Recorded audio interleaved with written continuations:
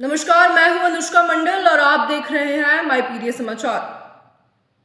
बिहार में गन्ना उद्योग को फिर से खड़ा करने की दिशा में एक बड़ा ऐलान किया गया है। राज्य के उप मुख्यमंत्री सम्राट चौधरी ने कहा कि आने वाले 5 वर्षों में बिहार में करीबन 25 शुगर मिलें चालू करने का लक्ष्य रखा गया है।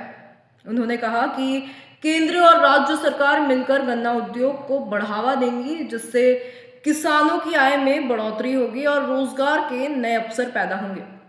गन्ना उद्योग से जुड़े एक सेमिनार को संबोधित करते हुए उप मुख्यमंत्री सम्राट चौधरी ने कहा, आज का दिन बिहार के लिए एक ऐतिहासिक दिन है और उन्होंने कहा कि एक समय हुआ करता था जब बिहार देश की अर्थव्यवस्था और कृषि के क्षेत्र में अग्रणी भूमिका निभाता था, लेकिन समय के साथ गन्ना उद्योग के क्षेत्र में राज्य पीछे छूटता चला गया। और उन्होंने कहा कि पहले बिहार के कई इलाकों में गन्ने की खेती होती थी और बड़े पैमाने में होती थी।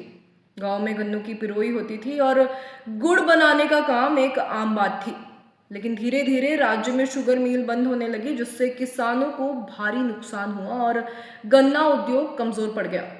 सम्राट चौधरी ने कहा कि मुख्यमंत्री नीतीश कुमार के नेतृत्व में और प्रधानमंत्री मोदी तथा गृह मंत्री अमित शाह के मार्गदर्शन पर अब इस उद्योग को फिर से खड़ा करने की दिशा में ठोस कदम उठाए जा रहे हैं। उन्होंने बताया कि फिलहाल बिहार में 9 से 10 शुगर मिलें चालू है और सरकार आने वाले समय में इसे और बढ़ाने की योजना पर काम कर रही है।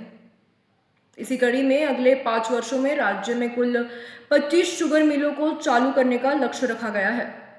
उप मुख्यमंत्री ने कहा कि इस दिशा में national federation of cooperative sugar factory के माध्यम से डीपीआर यानी डिटेल्ड प्रोजेक्ट रिपोर्ट तैयार की जा रही है।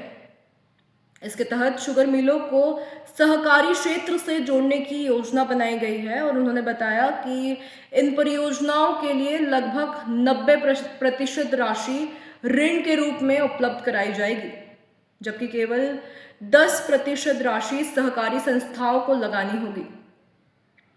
इससे नए शुगर मिलों को स्थापना करने में आसानी होगी। और सम्राट चौधरी ने यह भी कहा कि गन्ना उद्योग को बढ़ावा देने के लिए राज्य सरकार जल्द ही इंसेंटिव पॉलिसी 2026 में लेके आएगी। उन्होंने किसानों को भरोसा दिलाते हुए कहा कि गन्ना खेती के लिए सिंचाई की कोई समस्या होने नहीं दी जाएगी। जहां जल जमाव या सिंचाई से जुड़ी दिक्कतें होंगी, उन्हें भी इरिगेशन विभाग द्वारा दूर किया जाएगा। अपने संबोधन में उन्होंने कहा कि आने वाले दिनों में गन्नों की बेहतर गुणवत्ता वाले बीज, प्राकृतिक खेती की संभावनाओं और गन्नों के साथ औषधीय फसलों के उत्पादन जैसे विषयों पर भी चर्चा की जाएगी, ताकि किसानों को अधिक लाभ मिल सके। और सम्राट चौधरी ने कहा कि जिन राज्यों में कैश क्रॉप्स पर ज्यादा ध्यान दिया जाता है, वहाँ किसानों की आर्थिक स्थिति बेहतर हुई है। गुजरात, महाराष्ट्र और हरियाणा जैसे राज्यों का उदाहरण देते हुए उन्होंने कहा कि बिहार में भी किसानों को कैश क्रॉप्स की ओर प्रोत्साहित किया जाएगा।